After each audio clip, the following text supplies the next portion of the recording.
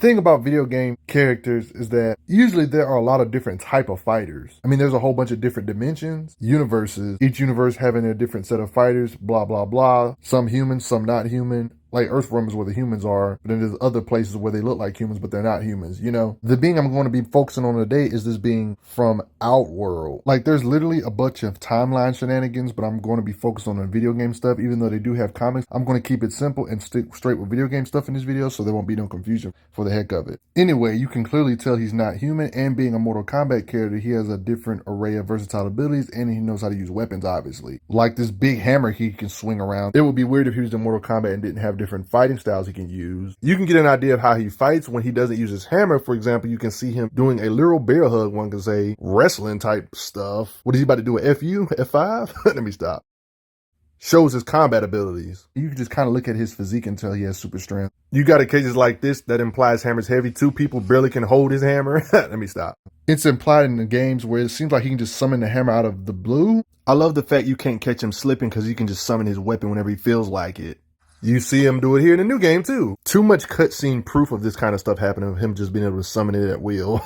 Not just summoning his hammer out of the blue, but one can say in the older stuff, we can see him summon an actual spear to spear you with. In the new game, it's implied he can change his hammer from his spear to his hammer whenever he feels like it. You got on occasions like this, that's implied he can use that spear with combos and even use the spear on top of the hammer, not just the spear by itself. While he's spearing you, he can use the hammer on top of it. And again, you can see him throw his hammer down and use the spear, a different weapon, after the hammer's been out. In old games, they imply he has energy projection. He can shoot from his mouth. No matter how they seem to reboot the timeline stuff, it seems like he still can shoot green energy blasts, even in new continuity S-type stuff. This green aura thing seems to be a theme, you know what I mean? Either from his mouth or his hand. I know in the older games, there was implications he had manipulation over souls, to where he can kind of use souls to increase his power, so his base power would be way better. One could say giving himself a temporary power, but one thing is certain in this new game, it's still implied he's still loyal to Outworld no matter what. It's always Outworld, right? Shao Kahn, no matter which universe, always loyal to Outworld.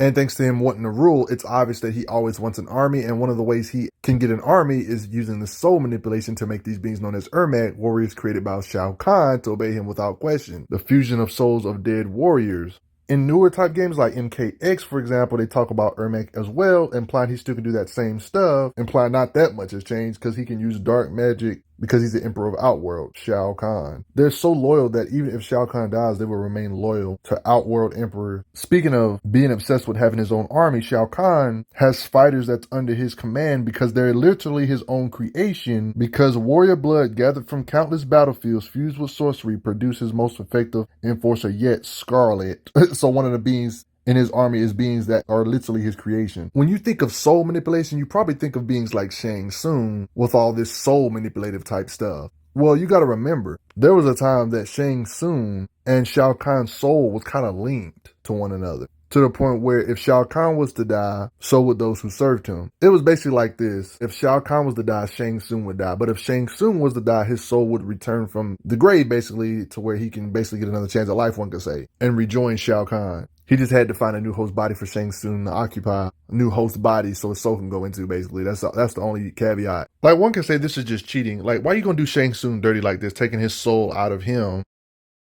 Just like that, yeah, he can amp himself up that way, or just give it to somebody else and empower them if he wants to, like with Shang Tsung's soul, like he did to Sindel here. Just like in cutscenes, we see him do similar stuff like that in gameplay, with him sucking the soul out of beings, empowering himself up with it. Yeah, being able to amplify himself, that's cheating. Like, Shao Kahn's definitely got some explaining to do when it comes to the different dark arts and magic and stuff, because he's, like, behind the scenes bringing people back to life. Like, how, though? Like, in this occasion, he restored Shang Tsung's youthful appearance in the old timelines. Even though he looked like this is proof he still does that kind of stuff, even in newer S-type games, make him look younger, because he went from looking like this to looking young again, so he can still do that similar stuff, like in the old lore. Shang Tsung, you have been revitalized, I see. Shao Kahn has even enhanced Shang Tsung with enhanced power because he pledged his loyalty to Shao Kahn, so he gave him a reward for pledging his loyalty towards him. Bound to the Emperor by dark magic, he did Shao Kahn's bidding. Like when it comes to beings like Goro, somehow was able to revive him. What little power he had left, they say, he was able to revive a being. He even has magical items retrieved by his minions in the old lore, where he created a clone of himself. You can literally see the soul manipulation type stuff right here. Kahn strips the earth of all human life, claiming every soul as his own. Other than these warriors, of course, he can't just take their souls at will like nothing, because they,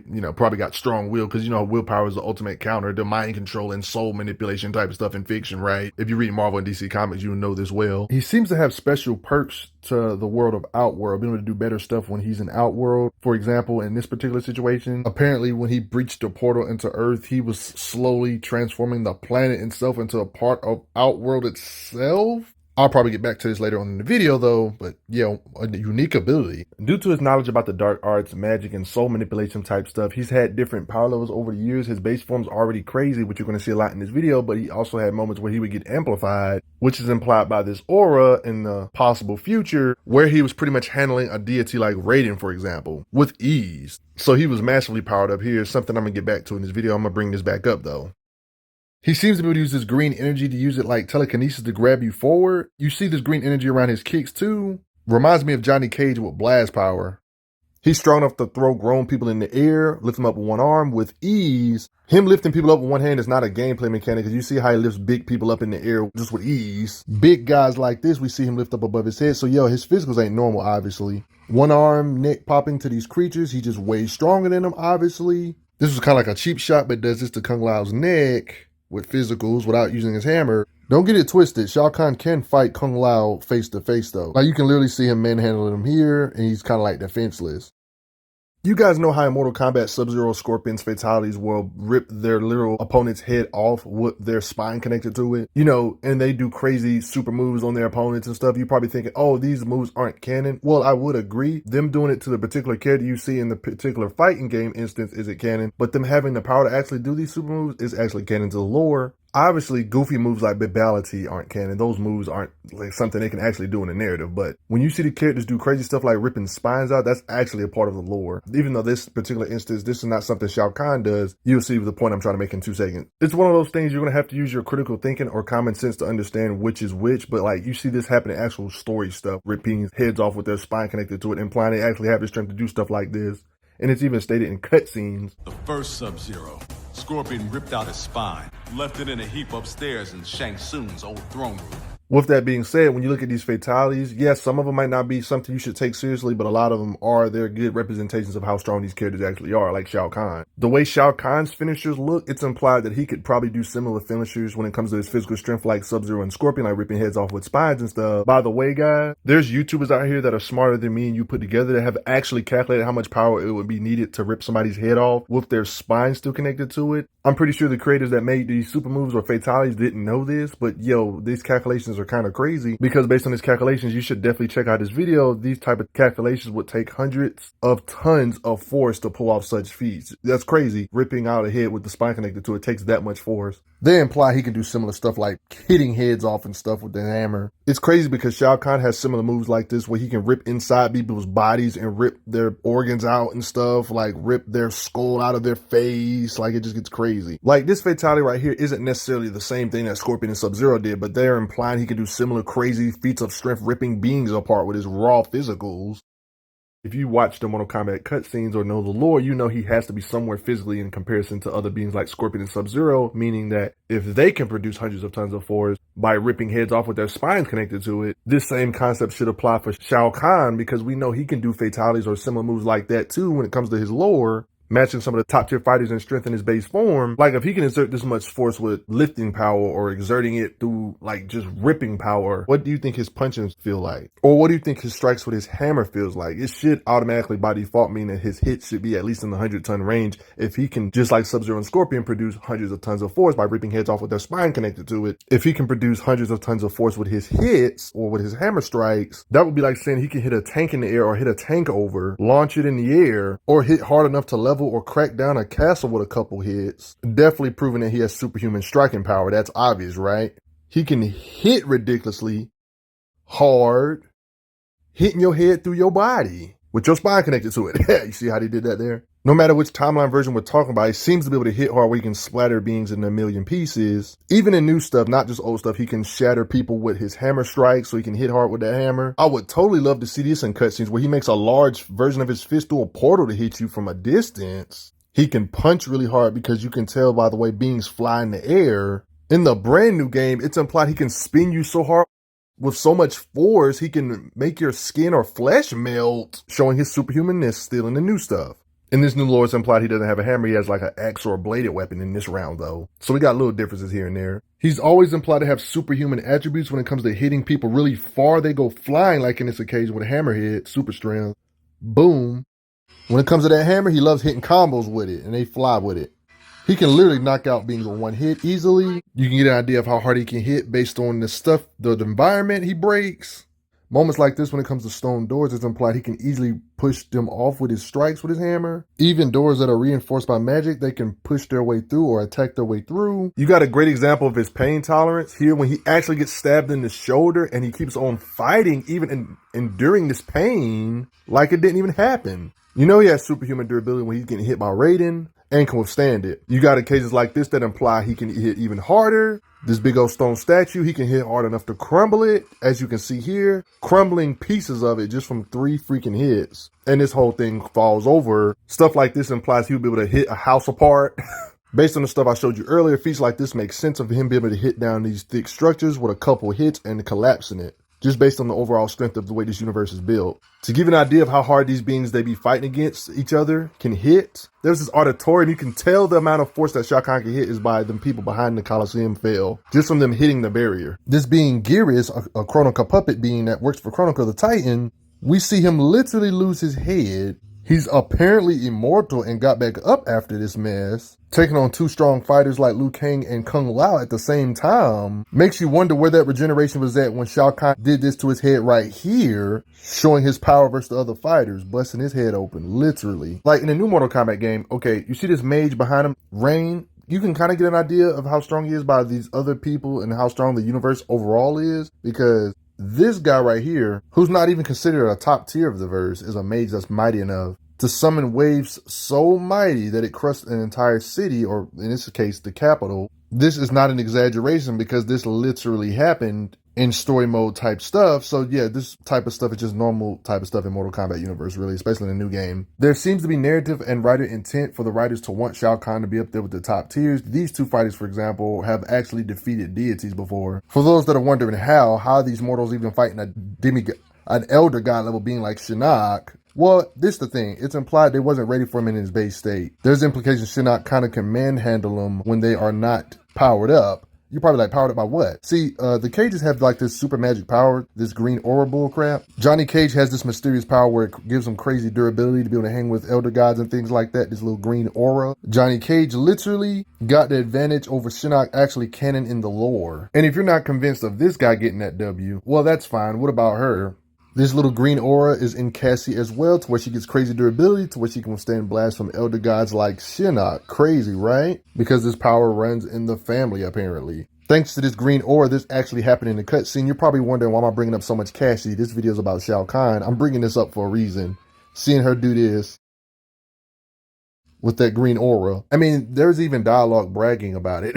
You defeated Shinnok. You bested Shinnok in combat.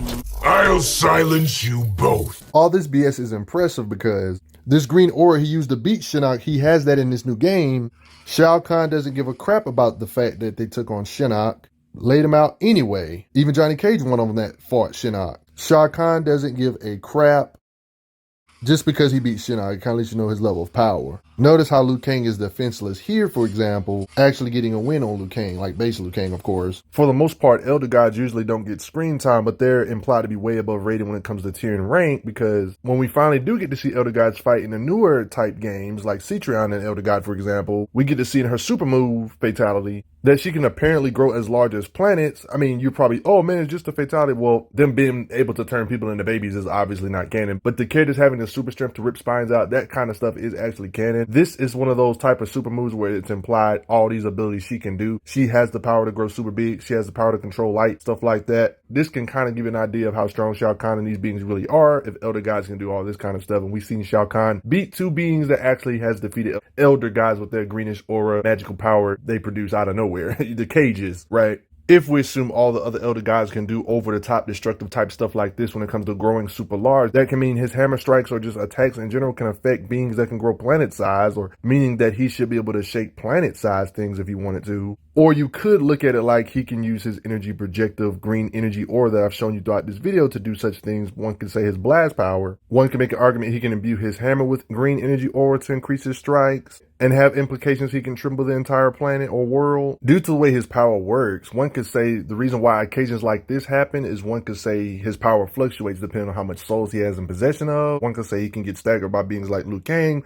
but then in other moments, he can handle gods like Raiden, who himself has fought Elder Gods in the past. You know, him and Shinnok fighting each other and stuff. This is impressive when he's amped up the different power levels. Yeah, so he can kind of make himself up there with the gods, or even maybe somewhere close to the Elder Gods just by getting enough souls, multiplying his power. Matter of fact, he was so powered up here, for example, even when Raiden got powered up by the Elder Gods themselves, and then Raiden was amped up. Yeah, you see these little dragon looking things. These are the Elder Gods amping up Raiden because, you know, Shao Kahn's not supposed to be merging the realms. Oh, I haven't gotten to merging the realms. Oh, yeah, I brought that up a little bit earlier, but let me get back to that in a couple seconds. Yeah, Shao Kahn can actually merge the realms. Yeah. Yeah, anyway, but Raiden was blasting him being powered up by the Elder Gods. He's literally laughing these attacks off. Yeah, so it lets you know the more soul amped he is, the more indestructible, unstoppable he is. Even though he can still lose, though, of course. He was so cocky, he said, I'm going to become Elder God. So yeah, he was pretty powered up. Your theories are more than welcomed on stuff like this, but when it comes to him merging the realms, that seems to be his theme. He's somehow transforming the entire planet itself into Outworld. So yeah, this planet shaking, trembling, or planet-sized Elder God stuff kind of makes more sense when you realize they've been doing stuff like this even back in the old games and narrative. Even though this is one of those feats that's hard to measure, like how is he actually doing this though? And these realms are not just planets, they're kind of entire universe, even confirmed. So Earth realm, you got to help me out. Does it encompass like the entire universe? No. Can Mars be Earth realm? Yes, Mars is in Earth realm. Can we leave our solar system and still technically be in Earth realm? Yes, we can. So where's the limit there? There is no physical limit. Yeah, it's a common thing, him merging Earth and Outworld, you know, Shao Kahn stuff. The Emperor Shao Kahn would have come one step closer to physically absorbing Outworld into his realm, into his, you know, that's a theme he has, merging Outworld with Earth realm, stuff like that. Your opinions are more than welcome, but how is he merging realms together? What kind of hack is this? Guys, I want you guys to remember when it comes to Raiden, Raiden's still powerful without being possessed by the Elder Gods, because even when he's not possessed by the Elder Gods in previous Mortal Kombat material. Here we got Mortal Kombat Mythologies, the official website, by the way. Raiden and Shinnok's lore go way back. Like, this kind of stuff is vague, but apparently Raiden and Shinnok's battle caused the planet's near destruction. Vague, we don't know how many years it took to do this. Did it happen with a singular punch? Very vague, but yeah, this happened. Like Raiden literally fighting the actual Elder God. Shinnok is a fallen Elder God. You know what I mean? Thousands of years ago, in a battle with the fallen Elder God known as Shinnok, I was responsible for the death of an entire civilization. To rid all realms of Shinnok's menace, I waged a war that plunged the Earth into centuries of darkness and banished Shinnok into a place called the Netherrealm. Yeah, the feat's a little vague about them plunging the Earth into centuries of darkness, but you take it as you will. We know Shao Kahn has actually beaten people that has beaten Elder Gods, like Cassie and Johnny Cage, which I showed in this video already. You see? Don't forget that Raiden in the past has destroyed dimensional gates on how Shao Kahn and his minions travel to Earth Realm. I would like to mention that Raiden has Shao Kahn has fought in the past, and they shook the very core of the Earth. Would this also be more proof that Shao Kahn strikes, maybe his strikes being amped with magical green energy, can shake or tremble of the Earth itself to its very core itself, if we to take those words literally? Shao Kahn and Raiden just simply clashing caused this, apparently. In older lore, of course. But at the end of the day, everybody, I hope you guys respect Shao Kahn. These Mortal Kombat characters are probably a lot stronger than you think. What did you learn new about this video? Let me know. Hope you guys are enjoying your time on the channel. But before I get going, I gotta say thanks for the donations, everybody. Helps out a lot. Respect Shao Kahn. Without souls in his base form, or with them souls making him up there with the deities. I'm glad you are enjoying your time on the channel. Make sure you check out the playlist on the channel to see other How Strong videos. If you like what this channel is offering, make sure you hit that subscribe button, and I will see you guys later.